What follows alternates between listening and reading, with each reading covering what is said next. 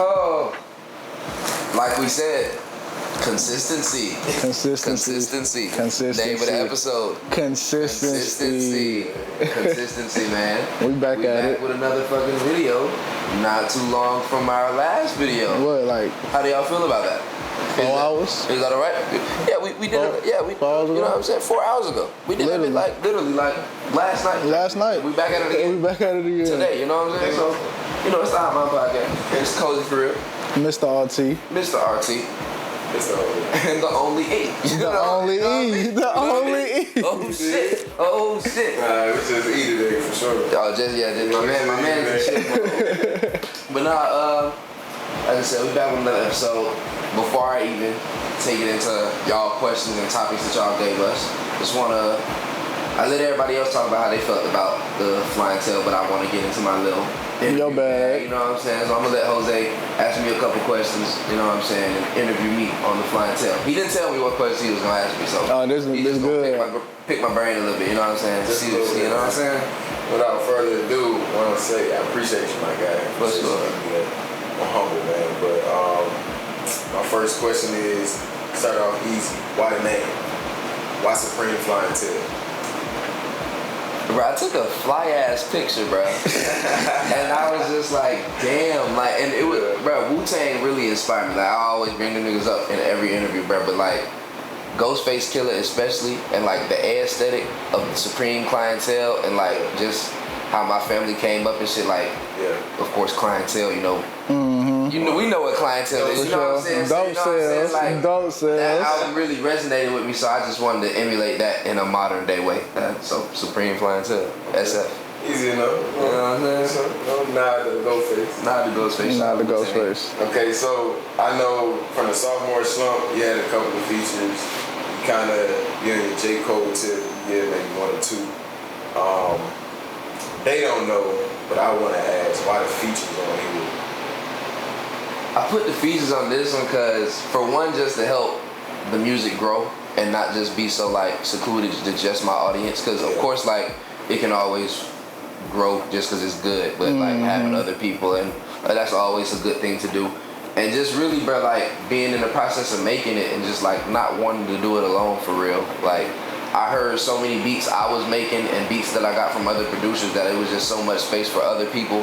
And to be honest, it's certain shit y'all do that I can't do. Like, I'll say it right now. Zamina, shout out to you, like, killed crazy. Like, she out-rapped me, bro. Like, no bullshit. Like, she got me, no bullshit. Like, but only she could do that though. Like, on that song I picked, like the pocket she was in, the flow she picked. Like, it's just certain things like that I know folks can do. So your thing is for sure, like, if you gonna pick a feature, it's gonna be tailored to whoever. Yeah. Like, it ain't just. I'm not just picking your homie. It's somebody you know. I even told Kareem, like, I was telling him, like, bruh, it's done. Like, it's raps, but like, we just chopped it up a little bit more, and we ended up getting the song on the Flying Tail, but only because I liked it. Like, if I didn't like it, bro, I would have told the nigga straight up, like, shout out Kareem, we got, and actually it's one of my favorites. I ain't gonna cap. It's one of my favorites. Now, it's actually, which is crazy as fuck. I love that song. Shout out Marty McFly, bro. I fuck with Kareem for that. Those guys. For sure. So, on to the next one. So, K-Dot, Kendrick Lamar, when he was K-Dot, he kind of changed the game. 15 songs on an EP. 10 to 15 is an album. But he said 15 songs on an EP gonna change the game. How many tracks are on there, and why that number? 15. Just as I like to do even numbers, like not even numbers, because that's not an even number, but like it got to be able to be split. Because I always have a intro, interlude, or outro, or I try to. So it got to be to the point where the outro, the interlude can have the same number of songs on the both sides. So it's like the interlude 7/7. You know what I'm saying? So I always structure, like, I think my first one was like 12, so it was like the one was, I think it was 13, so it was like 7, 6 on 6. You know what I'm saying? So and I had another one, Pulp Fiction was 7, so it was 3-3. You know what I'm saying? So just really like I like doing it like that. I always got to feel me be able to have a switch point, and you gonna see in the Flying Tail like the way I sequenced it. It's like in every album I have the sounds carry like the story of it, and in this one I feel like it starts off real like shit talking, I guess, and it was like I'm really on my shit, and then like in the middle, towards the middle, like it's a lot of beat switching, a lot more just real shit talking. You know, it's like real shit talking. You know what I'm saying? And then through the second half, it's more like intentional. So I think that's how I structured it on this one. I like that how I did it. So a slight segue, not into the next question, but like a bonus question. The way you articulated that answer, not too many people had that much care for the game. We was just talking about, you know, underground, we above the ground, you know what I'm saying? Changing the wavelength. How do you feel about the state of hip hop, and where do you see you fitting, and where do you feel like you're going? Really, bro, like I feel like we carving out our own lane, us as a unit. But me specifically, like I'm just like a real fly nigga, like, and it's like no funny shit. How would I put it? I would say to me, I embrace the old school, but I also embrace the new school. Like, I'm not afraid to chop soul into some fun shit. It don't gotta stay soul. Like, it can be turned into some upbeat shit. It can, like, I just feel like a blend of those. That's what I am. I'm a blend of, like, I'm real, like, and I feel like niggas gonna hear it on this one. Like, you can hear both sides of the same coin. The new generation and the old generation. I really embrace both sounds. Okay. I think that was perfect. For sure. Visuals. Do you have any visuals? Do you know when they coming?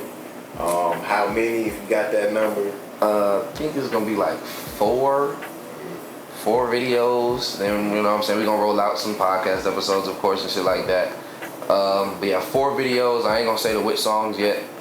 But definitely gonna do 4 and keep it exclusive.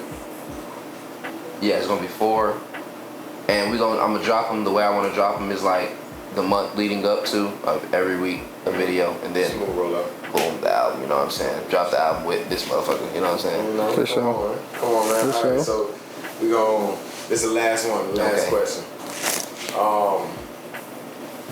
How do you feel like this project compares to maybe not your first one, but Everything Collective? Want to say first the sophomore slump, and then Everything Collective. How do you feel going from your last joint to this joint, and then everything as a whole? From the sophomore slump was like really a microcosm of what this is.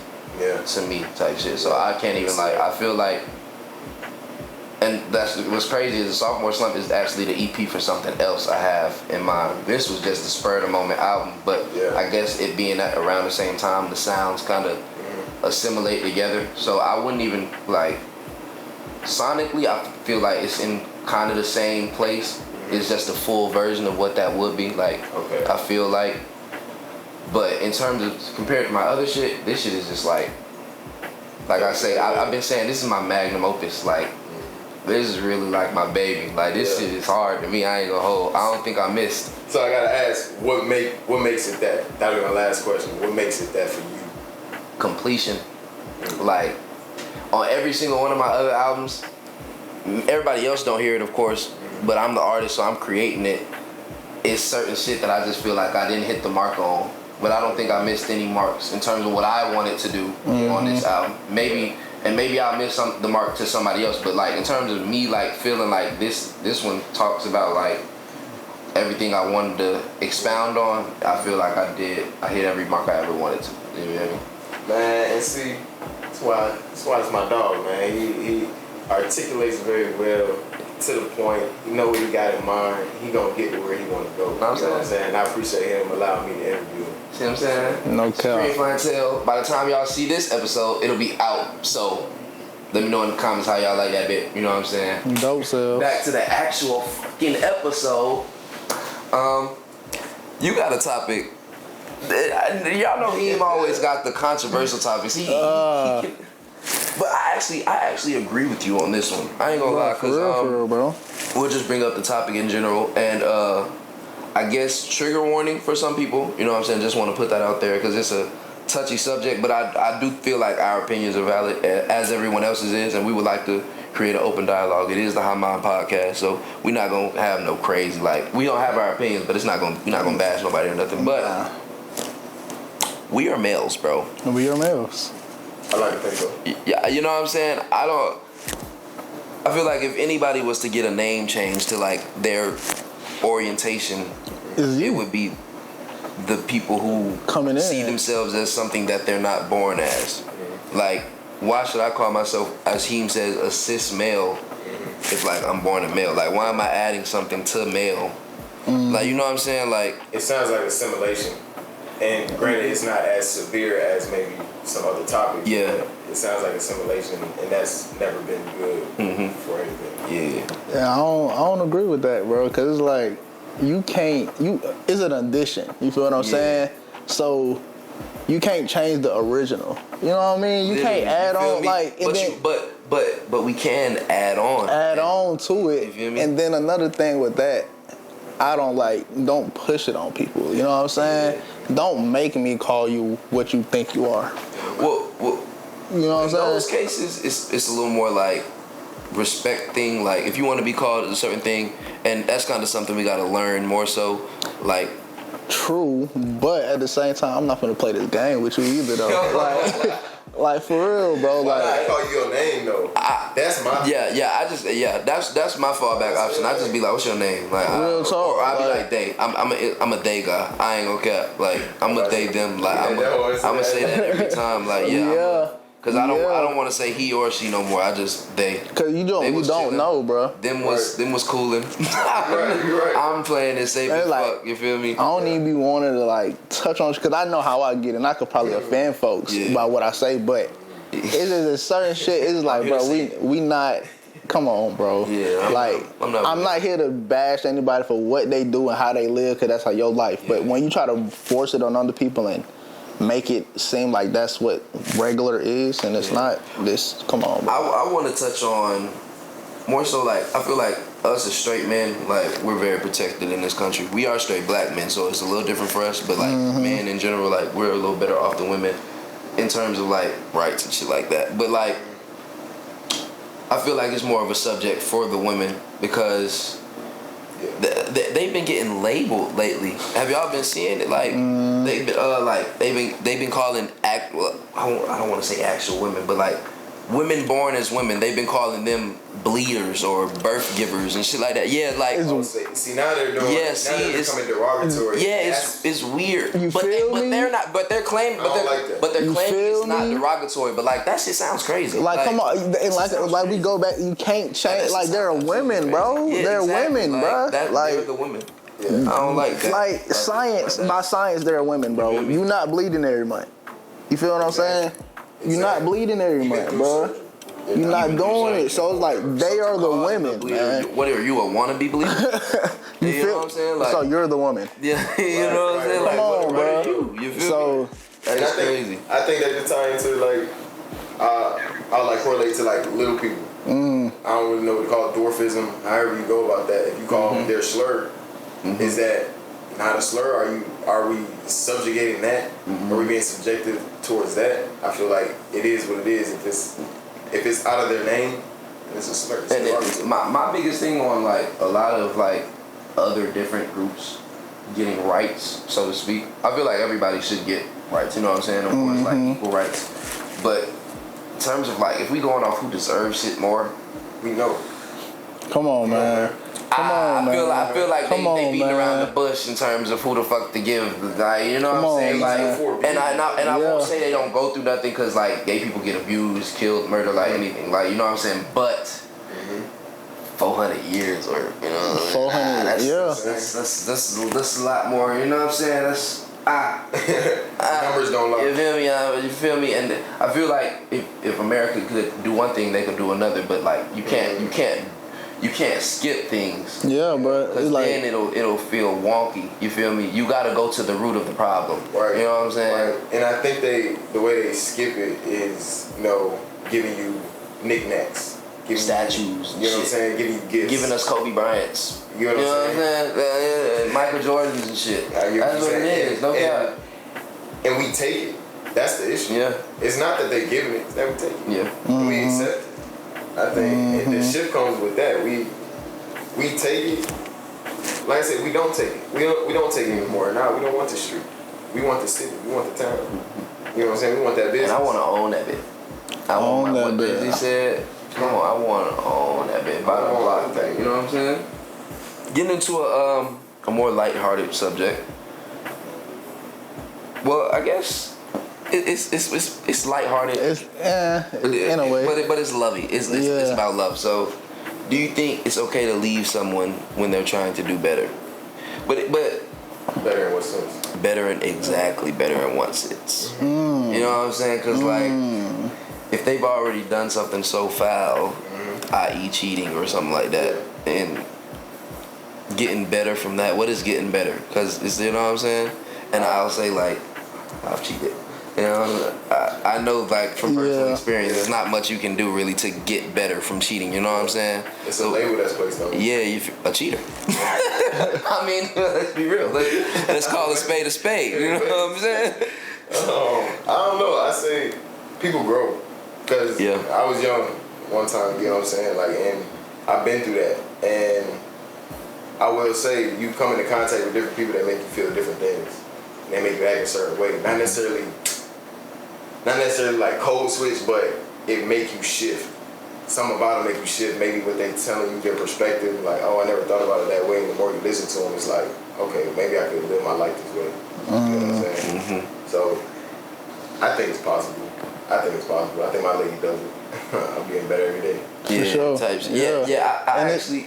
And if like Jose said, bro, if your lady, she believe, you know what I'm saying? She gonna give you the opportunity to like get better. You feel what I'm saying? She gonna give you that opportunity, but you gotta make the best of it. You feel what I'm saying? That's the only part. Yeah, I feel like if we talking in terms of like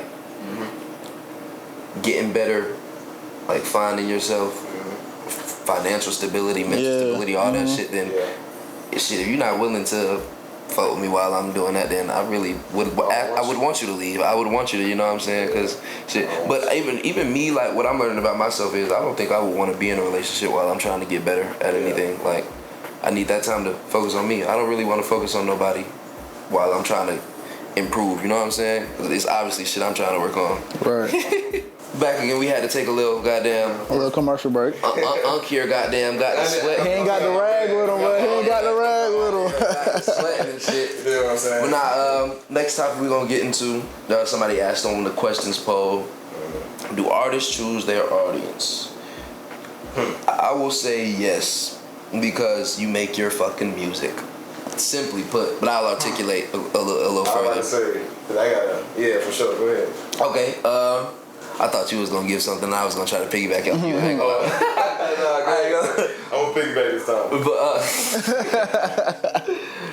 But yes, they choose their audience, and at the same time, their audience chooses them. Because of course you go out the first couple songs, you try to make some shit. You know what I'm saying? And you see, you make what you like at first, then you see what the people like that you like. Because I'm not gonna say make some shit that they like just because they like it. Because that's a whole nother conversation. Yeah, that's a whole nother conversation. Because that's not out of passion. You know what I'm saying? It's a whole different place. You know what I'm saying? So I will say it's a little bit of both. Finding what the people like that you like to do, and then expounding on that and finding different ways to give it to them. Really, in a sense, because like take it to the flying tail, like it's all cozy, but it's just different variations of the shit that I like to talk about and rap about. You know what I'm saying? So just getting into that. I say, I don't know about pick and choosing. I say you create. Why do I say that? Because I've done shows in Athens, Atlanta, and Florida. And I'm talking about they was on some Rager stuff. Like they was on the whole, how about to say, Kirk? Yeah. Fuck yeah. They was on some rage shit. I mean, like going crazy, like in the golf outfits. I'm talking about 30 deep. Just one person had 30 people with them going crazy. But I did my set. I did an alternate. I did Patrick Ewing just because I saw the crowd. Like, okay, yeah, we're gonna turn up a little bit. Right, yeah, but that's I did Wizards. I did Wizards. I did Aliens and Cadillacs. I did Ease Your Mind. And they gravitated towards them. You know what I'm saying? So I didn't pick them. But they definitely chose me. They embraced me. But I don't even feel like they would have. I don't think they would choose me on their own time. I'm not saying they don't listen to that, but I feel like I created a fan out of them. You know what I'm saying? Tight shit. I feel like I opened up that. I broadened their horizon. Yeah, you know what I'm saying? for sure. Heem, I feel like this question can be a lot harder for you because fashion is very trendy. Fashion is very trendy, bro. So it's like you kind of have to be on the wave at sometimes. Sometimes, but at the same time too, I still make what I like too. Yeah. You feel what I'm saying? I still make what I like. Just me and being me, I'm a fly nigga. You know what I'm saying? So what I put out, I'm pretty sure other people will be receptive to that shit. You know what I mean? Regardless if it's a t-shirt, anything like that. I have older people, bro, my granny rocked the fuck the world shirt. You know what I'm saying? So it's like, you feel me? Nah, it's fire. That's granny rocked the fuck the world. So it's like, I feel like anybody gonna like that shit. Like if you see some nice shit, you gonna like, damn, regardless of what it is, I feel like we all did that. Regardless, even if you never seen it before, like that is nice. You more so banking on full like maximum confidence. Yeah, like you feel me? Like the audience is. And I feel like that's what like hard shit. That's what fashion is in a sense. Anyway, like creation. Anyway, like that's what it is. You gotta really believe. And when people see you believe, they gonna wanna be like, why the fuck this nigga? You know what I'm saying? And they see other people believe. You gotta make believers. So like what Jose was saying, you gotta make believers, bro. He got that could be a religious verse. You gotta make believers. You gotta make believers, bro. This should not make believe. Bro. Make believe. You said you gonna write that one down? Hey, I will write that one. Nah, you gotta make believers for sure, bro. And I also did want to ask you, like, maybe ask you before we got started, and I told him to shut the hell up. Because I was gonna ask you on the pod, but what has made you get into rapping? Aside from being around us, and even tap into that, just being around so many damn rappers. Bruh, honestly, I gotta say just being around rappers, bro. You feel what I'm saying? Like that's what it is. When I'm at Love You and shit like that, I'm coming in as I'm fucking with the vendor side. You know what I'm saying? But when I see niggas on the stage, I'm like, bro, they look like having fun, bro. Like, you know what I'm saying? It's like, and like I said, I've always dibbled and dabbled in it, like a little bit, but I never really took that shit serious. I've always sent him shit. So like, hey, what you think about this shit? You know what I'm saying? I'm like, you know what I'm saying? He probably saying, he my homie and shit, you know? Yeah. So it's like, I'm like, bro, fuck it. I gotta have that confidence and make it seem like that. You know what I mean? Once you got, like I said, once you got that confidence, people see you got that confidence, they're gonna be behind with what you got. So when y'all niggas was saying like, bro, nah, this shit actually like, this shit actually slide, bro. You feel what I'm saying? So that's really what it is. And just lifestyle shit too. Like I literally just talk about life, bro, like in a different way. You know what I'm saying?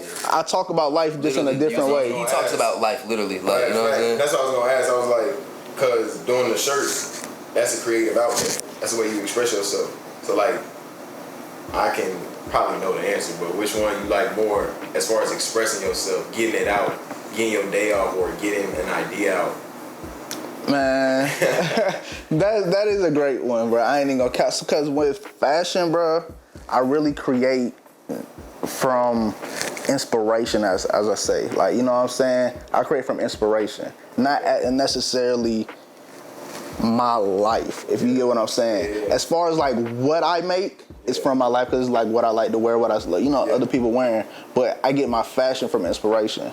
But with the music shit, I could literally talk about what the fuck I'm doing. Like, you know what I'm saying? It's literally my journal, bro, over a beat. You know what I mean? So it's like doing that, and I'm like, bro, I could make the shit sound good. Why not? And it's like I was never a person to really write in a journal for real. I never really did that. I always kept everything in my head. Always like that. So when I hear a beat or something like that, and I'm like, okay, how can I slide on this shit? What's in my head? Let me see what I could put that shit. You know what I'm saying? Like you feel that's really be what it. My boy go from like literally having his own creative process. That shit is though. That really be what it is, bro. And it's like even if I'm just at work and I'm like, you know what I'm saying, nigga, I work with technology and shit, so I could be, you might hear a little tech in my shit. Like, it's just different shit. Like, you know what I mean? So I really just pull from what I'm doing in everyday life, vacations I go on, just living, bro. For real, for real. That's really where my music come from. I say you need a lot more of that, for sure. Yeah. Last question I wanted to ask you, Heem. I guess I'm interviewing you now. Seeing, you know me, I pride myself on being able to put niggas on and shit, but and you one of those people, proud enough to say, like, I brought you into this space, you know what I'm saying? Like, come on, nigga, like, stop bullshitting, come on, you feel me? Yeah. But seeing you grow into the person who runs our vending side, like you said, like, being able to, if I put you on, so to speak, you know what I'm saying, now y'all want to vent here, y'all want to, how has that been for you, and really getting comfortable type shit? Bruh, it's been good, bro, cause like I feel like I've been in a shell. Like y'all, you know out of all people for sure. Like I've never been the most outspoken person. You know what I'm saying? I'm always self-conserved and shit like that, and that's just really how I am. But when I get in spaces like around y'all, I could really. It just broadens my horizon, bro. You feel what I'm saying? Like when we was having that meeting, you was saying, bro, you was really in your element. Yeah. That shit, like, it just come out at certain times when I'm around certain people. You feel what I'm saying? So as far as having other folks come and vent, it feels good to know that I'm creating a outlet for people like how y'all doing with the music shit. Like,